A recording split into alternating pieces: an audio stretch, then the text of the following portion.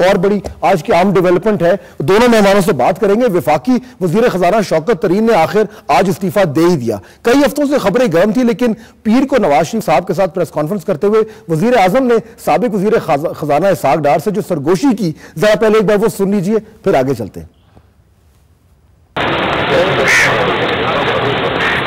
अगर आप इन्हीं को दे देते उस पर अच्छा तो ये चीजें ना होती, मतलब उनको अगर मान जाने देते तो आज हालात के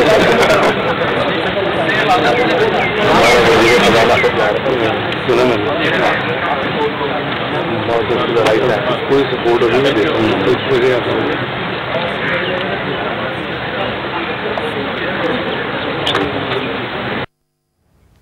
इसके बाद कोई गुंजाइश बाकी नहीं बचती थी। शौकत तरीन 2 साल में चौथे शख्स थे जो इस ओहदे पर रहे। पहले इसाक डार वजीर खजाना बने, फिर नवीद कमर ने ये जिम्मेदारी अंजाम दी, उसके बाद हिना रब्बानी खर और बाद में शौकत तरीन ने ये फराइज अंजाम दिए। शौकत तरीन ने इस्तीफा क्यों दिया? मुख्तलिफ वजूहात हैं। शौकत तरीन हुकूमत और काबीना के खर्चे कम करना चाहते थे। मिसाल के तौर पर शौकत तरीन ने हफ्ते में 2 छुट्टियां करने और गुड गवर्नेंस के लिए कुछ तजावीज दी थी, लेकिन उन पर अमल ना हो सका। और शौकत तरीन ने रेंटल पावर प्लांट्स की खुलकर तनकीद की। उनका ये कहना था कि इस मंसूबे से मुल्क में बिजली महंगी होगी, जिसकी वजह से उन्हें सख्त रद्द-ए-अमल का सामना भी करना पड़ा। शौकत तरीन साहब ने NFC अवार्ड पर जो किरदार अदा किया, वो सारे सूबों के जो वज़रा आला उन्होंने उसकी तारीफ की। उसके साथ साथ IMF के साथ मुज़ाकरात भी शौकत तरीन कर रहे थे। ऐसे में उनके मुस्ताफी होने से खला पैदा हो गया और मुज़ाकरात के तसलसल में फर्क पड़ सकता है। क्या ये इस्तीफा हुकूमत के अंदरूनी इख्तलाफात को वाज़ेह करता है? और 2 साल में हुकूमत को एक मुस्तकिल वज़ीर खजाना क्यों नहीं मिल रहा, जो ये संगीन मसला है। मौजूदा माशी मसाइल किसी से ढके छुपे नहीं और हल करने के लिए हुकूमत के पास लगता यह कि मुनासिब टीम नहीं है। कहां तक इसमें हकीकत है? खुर्शीद शाह साहब और परवेज रशीद हमारे साथ मौजूद हैं। शाह साहब, ये तो एक इशू बिल्कुल है ना मेजर के, ये कहना गलत नहीं होगा कि 2 साल हो गए टीम आपको नहीं मिल पा रही। वजीर आजम साहब भी इसाक डार की तरफ देख के कह रहे थे कि अगर आप आ जाते तो ये मसला ना होता। भाई ये मसला है आपके लिए काफी बड़ा। देखिए जी, जहां तक इसाक डार की बात है, इसाक डार तो पॉलिटिकल पार्टी के साथ जब हमारा अलायंस था तो उसकी तरफ से वो वजीर खजाना थे, और जब वो उस अलायंस से बाहर आए, उस कोलिशन से बाहर आए, तो नेचुरली वो अपनी पार्टी के फैसले के मुताबिक उसको वापस जाना था। लेकिन ये जो पोस्ट है शाह साहब, इस पे कोई टिक नहीं रहा बंदा। ये जो पोस्ट है वजीर खजाना की, इतनी अहम पॉलिटिकल डिसीजन है ना, टिक नहीं रहा कोई डिसीजन है।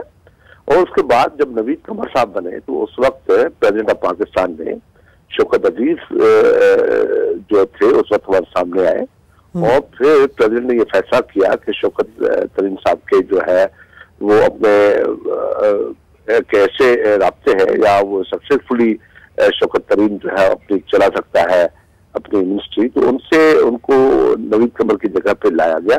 जबकि हिना रब्बानी खर जो थी वो उस वक्त मिनिस्टर नहीं थी, वो स्टेट मिनिस्टर थी। जब उसने बजट पास किया था तो वो एडवाइजर था, इस एडवाइजर की वजह से उसने बजट नहीं पेश किया था, और जब वो सेनेटर बने तब उनको मिनिस्टर का ओहदा दिया गया। अच्छा शाह साहब, सिर्फ मुझे ये बता दें कि ये मखदूम शहाबुद्दीन का कंफर्म हो गया है, फैसला कर लिया है हुकूमत ने, वही अगले वजीर खजाना होंगे? नहीं, अभी कोई फैसला नहीं हुआ है जी। अभी कोई ऐसा फैसला नहीं हुआ है कि वजीर खजाना कौन होगा।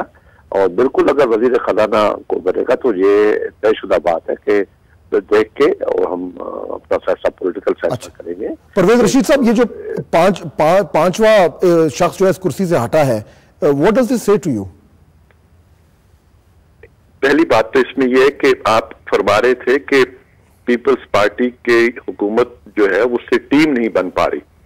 ये टीम बनाने में कोई कमी नहीं है जी। यहाँ तो वजारतें जो है, एक वजारत के 3-3, 4-4 वजीर हैं, टीम के माशाल्लाह बहुत अरकान मुयस्सर है। अगर ये क्रिकेट भी खेलने जाए तो कम से कम 22 खिलाड़ियों से खेलेंगे, वाफर तादाद में टीम मौजूद है इनके पास। आप इसाक डार साहब को इनको दे दे, उसमें मसला हल हो जाएगा उनका भी।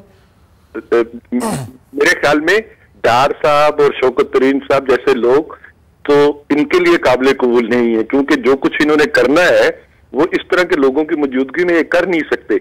इन्हें चाहिए कि वो जो काला बकरा रोज ये दबा करते हैं ना जी, उसको खजाना बना लें, क्योंकि इनका जो वजीर खजाना होगा उस बेचारे को तो एक दिन छुरी फिर जाएगी जो कुछ ये आपके क्या करना चाहते हैं? मतलब आयत परवेज जो शाह साहब भी गलत जवाब देना चाहेंगे, आप कह रहे हो क्या कुछ मैं बहुत एहतराम के साथ, मैं किसी बहस में नहीं उलझना चाहता, मैं सिर्फ अपने ख्यालात आपको बता रहा हूँ। मुझे बताइए, शौकत तरीन साहब ने खुले आम कहा था रेंटल पावर्स के बारे में, और फिर जिस तरह रेंटल पावर्स के साथ जो कुछ हुआ, उन्होंने कहा था एक प्लांट नहीं लगेगा, और फिर सॉवरेन गारंटीज दी गई, प्लांट लगे, बैंकों से पैसे लिए गए, और जो कुछ वो हमारे लिए अजाब दे के जाएंगे ये रेंटल पावर प्लांट, यही कुछ करना चाहते हैं ये? तो जवाब दो, कोई वजीर खजाना जो है वो ऐसा ही चाहिए जो कि इनके तमाम कामों पे आंखें बंद करके दस्तखत करता रहे, और फिर किसी दिन वो बेचारा काले बकरे की तरह ज़बा हो जाए। ठीक है। अच्छा शाह साहब, मुझे बिल्कुल ब्रीफली बताइए कि आज ऐलान हो जाएगा नए वजीर खजाना का बिल्कुल ऑफिशियली? देखिए, परवेज रशीद साहब ने जो बात की कि इनके पास बहुत से वकील अपने मिनिस्टर्स हैं, और क्रिकेट टीम में तो सिर्फ 22 है, मेरे भाई है, अच्छे पॉलिटिशियन है, और बुनियादी तौर पर ये पीपल्स पार्टी से ही तैयार होकर आए हैं। इनसे पूछ ले कि आपके टास्क फोर्स में 85 लोग हैं जिनको टोयोटा गाड़ियां भी दी हुई है, PS भी दिए हुए हैं, वो आज तक पाकिस्तान के इस हुकूमत ने टास्क फोर्स बनाया? छह आपने MNA को एडवाइजर बनाया हुआ है, किसी सूबे में कोई MNA एडवाइजर है?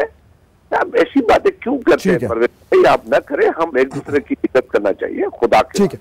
अच्छा, मैं कुछ लोग आते हैं, कुछ लोग जाते हैं, हुकूमतें किसी भी एक वजीर खजाना पर नहीं रुकती। आज पता नहीं कितने, कभी आप सरताज अजीज को रखते थे तो कभी इसाक डार को लाते थे, तो ये तो बातें होती रहती है। अब लोग आते हैं। अच्छा शाह साहब, परवेज रशीद साहब हमारे साथ रहिए। मैं एक